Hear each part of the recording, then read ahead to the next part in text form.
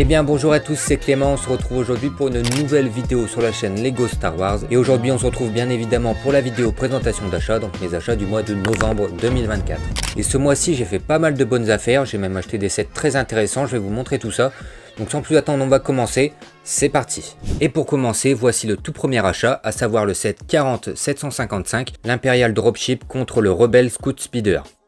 Donc c'est un set plutôt intéressant de la gamme des 25 ans, on verra après la figurine exclusive des 25 ans. Ici on est sur un set de 383 pièces de 7 figurines dont une des 25 ans qui est vendue au prix de 40 € uniquement chez Lego. Ici moi je l'ai acheté au prix de 30 € en neuf et scellé sur Vinted, donc c'est un très bon prix, moins 10 € c'est très correct. Sur ce set on va retrouver deux véhicules, à savoir le Speeder Rebel et le Dropship Impérial. Pour compléter ça on a 3 personnages par véhicule, à savoir pour le Speeder Rebel on a 3 rebelles, à savoir 3 rebelles différents, et pour le Dropship Impérial on a 3 Stormtroopers pareil différents. Alors ce qui change à chaque fois c'est uniquement le visage, mais je trouve ça quand même bien d'avoir des figurines différentes à chaque fois. Malgré leur petite taille, ce sont des vaisseaux assez détaillés, il y a pas mal de stickers pour agrémenter un petit peu le tout. Si on compare un petit peu aux versions précédentes qui sont sorties pour ces deux vaisseaux, c'est quand même nettement mieux. Ici, bien plus de détails, des techniques de construction un peu plus poussées, donc franchement, rien à dire de ce côté-là. Au niveau des fonctionnalités, il n'y en a pas tant que ça. Sur le Speeder Rebel, on a bien sûr la tourelle qui peut se tourner, quelques lanceurs de stud. La tourelle peut également se décrocher. Et au niveau du dropship, on n'a pas énormément de fonctionnalités non plus. On a le siège à l'arrière qui peut se détacher pour accéder au Stormtrooper. Et avec ça, on a le droit à quelques lanceurs de stud. Et on a bien sûr le cockpit qui peut s'ouvrir pour accéder à l'intérieur. Donc il n'y a pas de quoi s'émerveiller, mais quand on tient compte du nombre de pièces et du prix, franchement, c'est des modèles vraiment intéressants.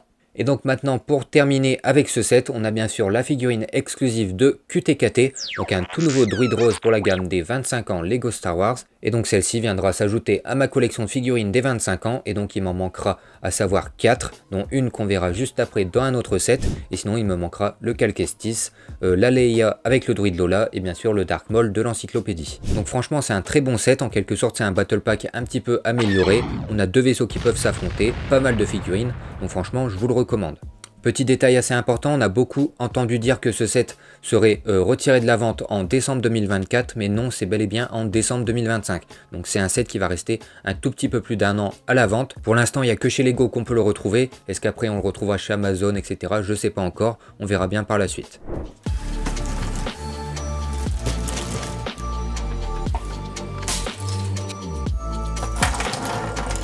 On continue donc avec pas mal d'achats et encore il en manque, donc je vais pas trop rentrer dans le détail ici au niveau des prix etc de ce qu'il y a parce que c'est tout simplement pour une autre vidéo, mais voilà c'est la vidéo présentation globale de mes achats de novembre, donc je vais quand même en parler un petit peu. Alors ici on a déjà tout ce qui a été ouvert durant la vidéo ouverture de colis, donc la toute dernière. On a le X-Wing qui n'est pas encore reconstruit.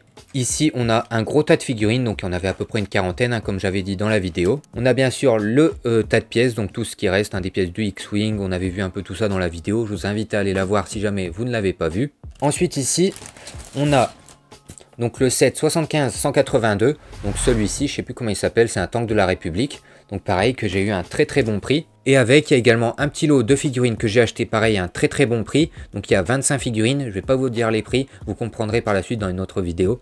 Donc un très bon achat, on a des clones du Tapo, etc. Ça vaut assez cher, je les ai vraiment eu à un très bon prix. Alors pourquoi je vous présente pas tout ça, il y en a encore d'autres, c'est tout simplement car tout ça va être mis en vente pour une future vidéo qui va tourner autour de l'achat-revente. Donc vous verrez un petit peu tout ça, c'est une vidéo qui me demande un peu de temps et de préparation, donc j'espère qu'elle vous plaira. Mais en tout cas voilà, tout ça sera en vente sur mon Vinted, je le mets dans la description si jamais vous êtes intéressé. Mais en tout cas je ferai un petit post sur la chaîne pour vous dire à tel jour, telle heure, je mettrai tout ça en vente, à savoir qu'il y a encore d'autres choses que je vais vendre. Je vous montrerai tout ça dans la vidéo encore une fois. Mais en tout cas pour tout ce qu'il y a ici et tout ce que je vous montre pas, et j'ai fait vraiment de très bonnes affaires, donc voilà, je tenais quand même à en parler un petit peu dans cette vidéo. On poursuit dans les achats du mois de novembre avec ce petit diorama, donc un des derniers dioramas qui me manquait, il m'en manquera 2 à partir de maintenant, donc à savoir le broyeur de déchets où on peut retrouver Han Solo etc, donc la petite scène sur l'étoile de la mort, et également la chambre de méditation de Dark Vador, et ensuite j'aurai la collection des dioramas au complet, donc ça sera déjà une bonne chose de faite. Alors pour revenir à ce set, donc c'est le 75-329 qui se compose de 665 pièces, et au niveau du nom, donc là c'est le Death Star Trench Run, donc à savoir la course-poursuite dans les tranchées de l'étoile de la mort. Donc ici on a le droit à une petite mise en scène de la fameuse scène du film, donc le 4 si je dis pas pas de bêtises, où Luke s'élance dans les tranchées de l'étoile de la mort pour exploser le générateur d'énergie et donc faire exploser toute l'étoile. Et c'est ce qui se passe d'ailleurs dans le film, hein. J'espère que je vous spoile pas. Normalement non, vous l'avez tous déjà vu. Donc ici on peut retrouver 2 TIE, un Advanced TIE, je crois que c'est ça, donc celui de Dark Vador, et bien sûr un X-Wing, et donc voilà, au milieu des tranchées qui sont plutôt bien détaillées, il y a pas mal de détails, notamment ici on a une petite tourelle qui peut se tourner, voilà, c'est globalement assez bien habillé. À la base on part d'une plate toute simple et on vient rajouter pas mal de pièces dessus pour apporter toute cette touche de détail. Donc ici c'est souvent un diorama qui est peu apprécié, c'est d'ailleurs le moins apprécié il me semble, mais il est pas trop mal. Après c'est vrai que comparé aux autres il est plus petit, il me semble qu'il était vendu au prix de 70 €. Et d'ailleurs, on n'a pas parlé du prix, mais moi je l'ai acheté en neuf et scellé au prix de 15 € sur Vinted. Donc franchement, c'était une excellente affaire. On se l'est d'ailleurs construit en live il n'y a pas si longtemps que ça. Donc voilà, il est très sympa. Après voilà, c'est vrai qu'il reste moins intéressant que les autres. Mais donc pour 15 €, c'est vraiment une très bonne affaire. Je pense qu'à 70 €, ça fait très cher pour ça. Mais par contre, à 15 €, là, c'est sûr que c'est vraiment intéressant. Au niveau des détails qui manqueraient un petit peu, déjà je trouve que l'échelle pour le X-Wing et les TIE est assez bonne. En tenant compte de la taille, franchement ils sont plutôt bien réalisés. On voit tout de suite que c'est des TIE, etc. Donc ici, rien à dire. Ce qui est un petit peu plus dérangeant, c'est au niveau de la taille de la structure en général. Je trouve que le mur à l'arrière n'est pas assez haut. On voit d'ailleurs que les TIE dépassent un petit peu. Alors ce qui est bien, c'est qu'ils les ont fait également dépasser un petit peu sur l'avant. Donc ça ajoute encore plus de profondeur, de relief, donc ça c'est pas mal. Au niveau des features, on n'a pas grand chose. On a juste la tourelle qui peut se tourner. Mais ça on peut pas en vouloir, c'est un diorama. Donc c'est normal s'il n'y a pas forcément beaucoup de fonctionnalités. On continue les achats avec le site Infiltrator du 25e anniversaire, la référence 75383. Donc c'est un set que j'avais vraiment hâte d'avoir, notamment pour la figurine des 25 ans de Saw Gerrera. Donc une figurine qui avait l'air particulièrement belle au niveau du détail, de la tempographie, de la cape qui est unique aussi. Et donc ici c'est un set qui vaut 70 € chez Lego et moi je l'ai payé 40 € en neuf et scellé sur Vinted. Donc pareil, un moins 40% à peu près, donc c'est assez intéressant. 40 € c'était le prix maximum que j'étais prêt à mettre pour ce set, donc l'avoir en neuf et scellé en plus de ça, c'est toujours sympa. Voici le set donc, que j'ai construit très récemment en live. Donc déjà, premier point positif, il n'y a pas de stickers. Donc voilà, pour ceux qui n'aiment pas trop les stickers, bah, sachez qu'il n'y en a pas. On a le droit par contre à une seule pièce tampographiée. Visuellement maintenant, donc il y a déjà pas mal d'endroits où il n'y a pas de tenons tout simplement. Et donc ça, je sais que les gens aiment plutôt bien quand il y a moins de tenons. Donc voilà, sur ce vaisseau, on est servi. Ensuite, je dois dire que je m'attendais à un vaisseau un petit peu plus petit, mais franchement, il fait une très bonne taille. Donc voilà, il doit faire à peu près 30 cm de long pour 20 cm de large, donc c'est quand même pas mal, je m'attendais vraiment à plus petit. Au niveau des fonctionnalités, il n'y a pas forcément grand chose, enfin si, il y a pas mal de choses, mais on va dire rien de très intéressant. On a déjà bien sûr les trains d'atterrissage qui peuvent s'ouvrir, on en a un de chaque côté. Les ailerons sur les ailes, pareil, qui peuvent s'écarter un petit peu. On a bien sûr le poste de pilotage qui peut s'ouvrir, on peut ouvrir la capsule sur le dessus. On écarte ces deux pièces et on peut baisser la porte à l'arrière. Et on a accès à un intérieur assez sommaire. On a juste un petit tableau de bord, mais ça fait totalement l'affaire. De toute façon, je pense qu'il n'y a pas vraiment plus dans la réalité. À part ça, petite fonctionnalité assez sympa, on a notamment 3 mines, ou alors c'est des petits druides, je ne sais pas exactement. Donc on peut remplir ici sur le dessus, donc on a une petite trappe. Et si on va juste en dessous du vaisseau, on a un petit mécanisme avec notamment une pièce en caoutchouc qui est écrasée en temps normal, et si on la libère un petit peu, ben les mines tombent tout simplement. Donc ça par contre c'est une fonctionnalité assez sympa. Bon, le fait que ça utilise une pièce en caoutchouc qui est écrasée, je pense que c'est pas forcément durable sur le long terme. Donc à voir comment la pièce en caoutchouc va résister avec le temps. Mais bon, ça reste quand même une belle fonctionnalité. Petit truc en plus maintenant que j'allais oublier, on a également un petit speeder pour le Dark Maul, donc qui est tout petit honnêtement, plus petit que les autres versions. Petit point négatif, on n'a pas du tout d'assise pour Dark Maul, donc comme vous pouvez le voir sur les images que je vous montre actuellement, bah en fait c'est un tout petit endroit, mais il n'y a pas de tenon pour le tenir, donc en fait on est obligé de le faire tenir le guidon, sinon il ne tient pas du tout sur le speeder. Mais voilà, globalement c'est du détail, il reste très bien. Et donc maintenant en parlant de Dark Maul, donc on a une figurine de Dark Maul qui est unique il me semble que c'est des nouvelles tampographies sur ses vêtements, donc voilà. Ça c'est assez sympa d'avoir une nouvelle figurine, et notamment au niveau des yeux, il n'y a pas de pupille et je crois que ça c'est pareil, c'est tout nouveau. Donc une assez belle figurine mais qui n'a pas non plus énormément de changements comparé aux précédentes. On en vient maintenant à la figurine d'Anakin jeune, donc ici pareil une toute nouvelle figurine, nouvelle tête, nouveaux habits, mais ici voilà rien de bien intéressant pour cette figurine. Donc écoutez, on va passer à la suivante, à savoir le Qui-Gon Jinn. Donc ici une assez belle figurine, Pareil, je crois que les tampographies sur le torse ont changé. On a le droit également à une tampographie sur les jambes, un sabre laser vert et même un pancho. Alors le petit point négatif de ce pancho, donc c'est très bien d'en avoir mis un. C'est un nouveau type de tissu, je crois il est plus épais, plus doux, donc ça c'est pas mal. Malheureusement, c'est un tissu plat et donc quand on lui met, eh ben, ça remonte un petit peu comme on peut le voir ici. Et donc ça, c'est pas très esthétique. Donc est-ce que ça va s'aplatir avec le temps, ça va mieux se plier, je sais pas. Mais en attendant, c'est pas très beau.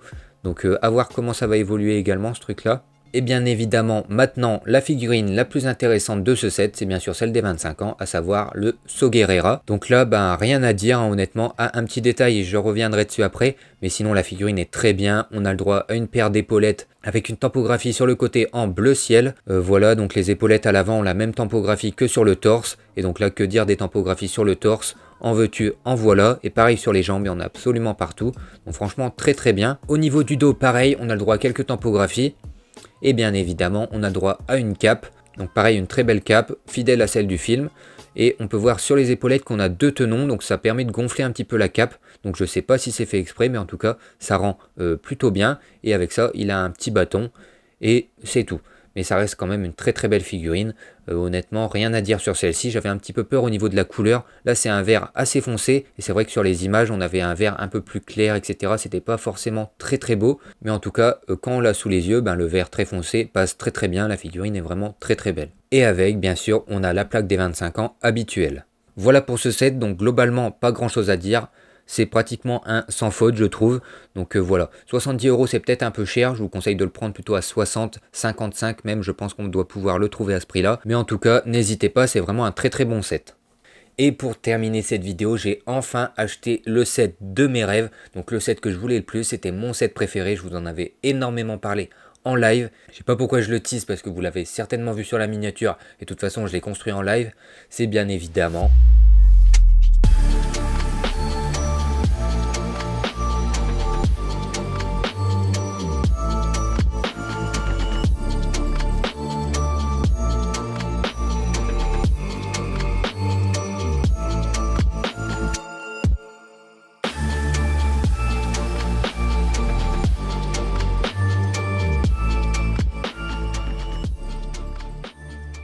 J'ai enfin acheté le Village Ewok. Je vous en avais beaucoup parlé. Depuis que j'avais acheté la TOT with Dropship, c'était vraiment le set que je voulais le plus, qui manquait.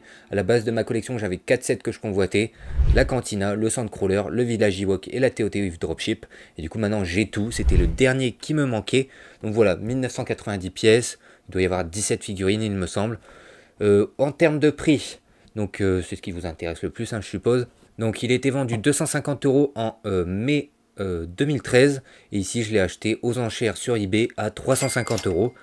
Donc 350 € c'est pas un mauvais prix, c'était mon budget maximum pour ce set, à savoir qu'il fallait qu'il soit complet, boîte, notice, etc. Sinon je l'aurais pas pris. Donc c'est un prix qui est quand même correct. Je l'ai vu se vendre honnêtement à 450, 500 €. En scellé il se vend aux alentours des 500, 600 €. 350 € c'est raisonnable, c'était mon budget maximum et ça permet vraiment de finir l'année en beauté.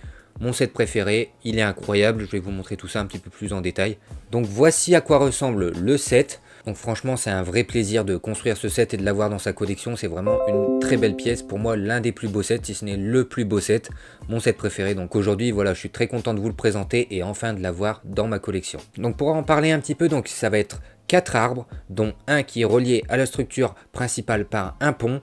On a également une plateforme entre les 3 fameux arbres et on a ces 3 arbres là qui peuvent tout simplement tous les 3 se tourner, bouger pour tout simplement avoir accès aux intérieurs. Donc les intérieurs qui sont présents, pas forcément très détaillés mais franchement ils font largement l'affaire. Dans la petite maison juste ici on a un feu de camp à l'intérieur. Dans celui-ci qui est à 2 étages on a tout simplement une petite chambre en bas et en haut on a une pièce avec un petit stickers, un arc. Donc voilà, c'est toujours sympa de mettre quelques détails. Sur cette tour donc qui est la plus haute du set, alors juste en bas on peut retrouver une petite cuisine.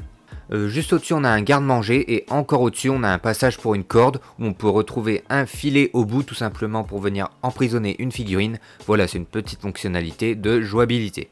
Et maintenant sur la dernière tour, donc il y a un petit pont qui sépare la structure principale de cet arbre. Et donc sur cet arbre à l'intérieur c'est tout simplement une petite fonctionnalité. on vient tirer sur la petite manette à l'arrière, ça ouvre un trou, c'est donc un toboggan pour faire descendre un Ewok. Autre fonctionnalité, on a également à l'arrière deux marteaux, donc ils peuvent tout simplement écraser un speeder. Sur les arbres, on a différentes fonctionnalités, une toile d'araignée, ici on a une petite cachette pour les armes, et de l'autre côté quelque chose d'assez similaire, voilà une petite cachette dans un arbre. Avec ce set, on a également deux autres structures, on va dire, donc tout simplement déjà un speeder d'Andorre, donc assez classique, hein, c'est le design qu'on connaît assez bien, qui était dans l'Ewok Attack, etc., c'est le même. Et on a également une catapulte en plus, donc voilà, qui est assez sympa, qui est fonctionnelle, avec une petite pièce en caoutchouc, cela permet tout simplement de tirer des petites pièces grises comme ceci.